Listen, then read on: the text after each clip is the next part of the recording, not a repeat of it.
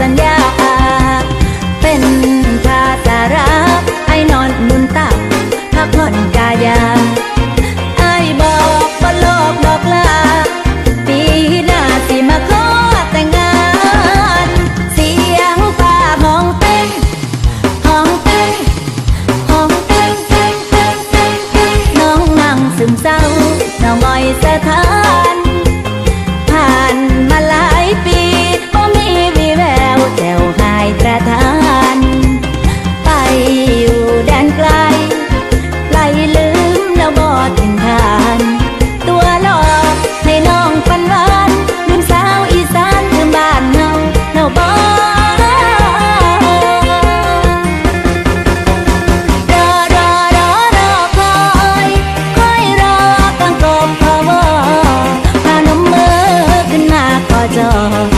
ภาวนา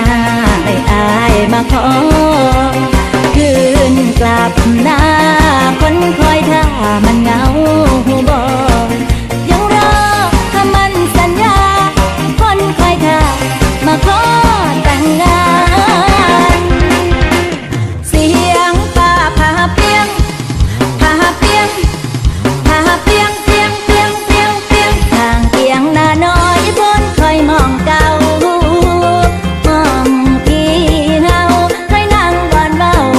ขอสาบานเหมือนลางสังหรณ์คงบ่ย้อนคืนที่สาง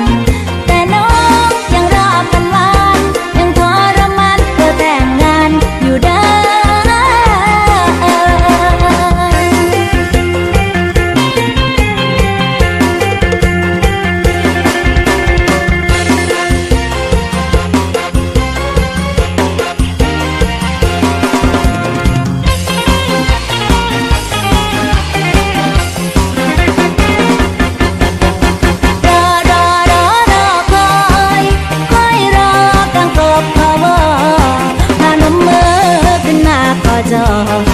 ภาวนา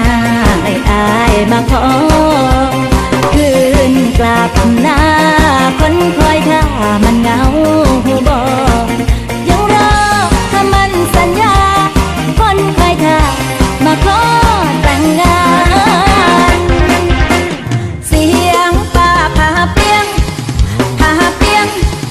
ผ่าเปียงเปียงเปียงเปียงเปียงทางเตียงหน้าน้อยบนคอยมองเก่า